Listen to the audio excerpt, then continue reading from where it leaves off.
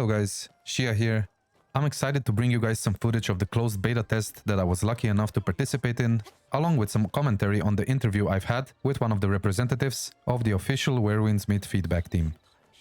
Obviously, since the footage is going to be from a patch that has not been officially released yet, there is going to be some spoilers inside, so if you want to avoid that, just minimize the browser so you can listen to what I talked about in the interview I've had about changes and improvements that could be made to the game to make it as enjoyable as possible for everybody.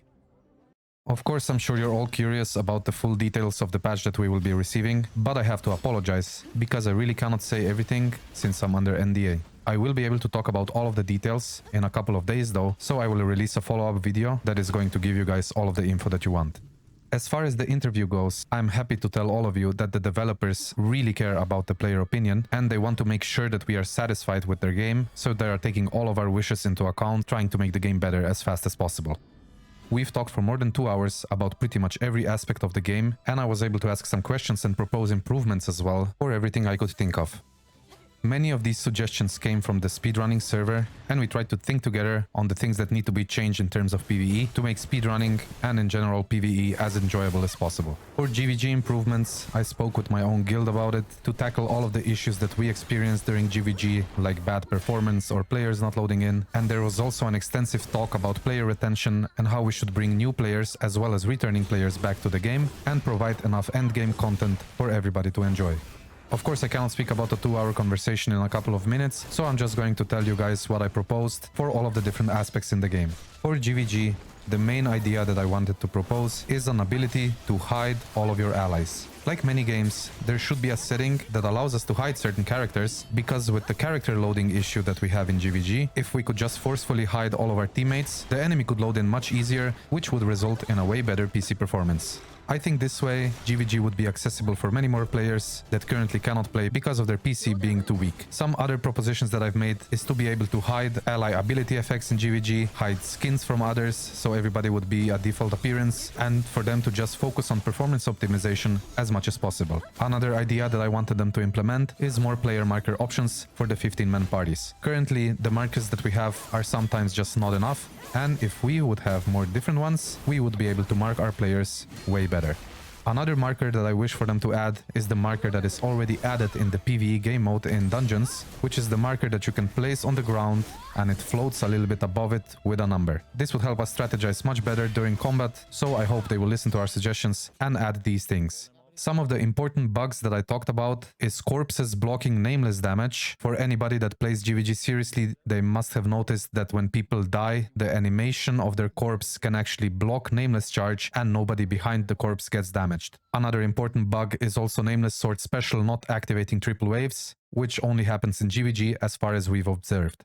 Obviously, weapon balance was also a big topic, and my main suggestion was to try and make all of the weapons at least somewhat viable, so there is some variety in the compositions that we can run.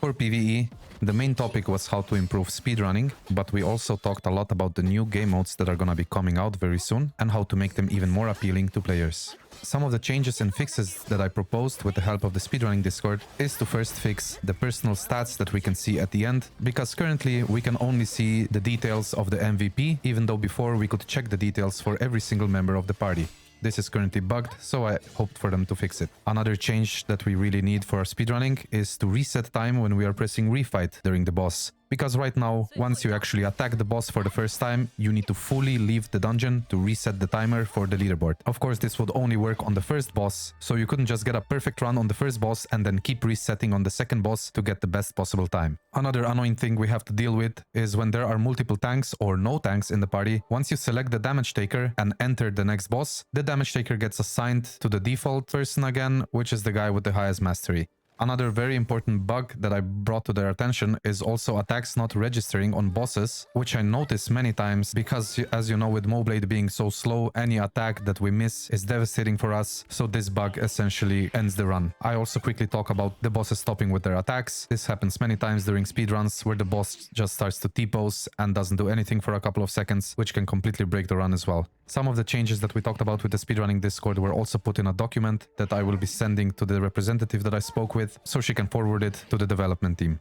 Another big point of the conversation was again the balance of all weapons, which as we all know was pretty horrible in PvE, because since the leaderboards opened pretty much, it has been Umbrella dominating season after season, but hopefully with the new changes, this will change very soon, guys. I asked for the developers to communicate with us more so we can address these issues as much as possible, and we won't feel forced to play a weapon that is strong, because every class will be viable enough to compete. As for the new game modes, guys, I cannot say everything, but we can be very excited because it's gonna be very fun and they're looking for our feedback to improve them as much as possible. So they're gonna be taking into account everything we tell them to give players what they want. A general change that I ask for is to give back the retuning stones for lower levels, because this way people can still try to get a good piece of level 86 gear, which they can then modulate to level 91. Another big question was also how to get new and returning players back into the game, and my main suggestion was to let them get their innerways up to standard as fast as possible, because all the other catch-up mechanics in effect are already pretty good, but the main bottleneck will always be innerways, so it's difficult for somebody new or returning to start the game, because it means they will need like 2 months to have a proper build to play with their friends. So hopefully if the devs can make innerway acquisition a bit faster for new players, this will fix the issue and we will see an influx of new and maybe some returning players.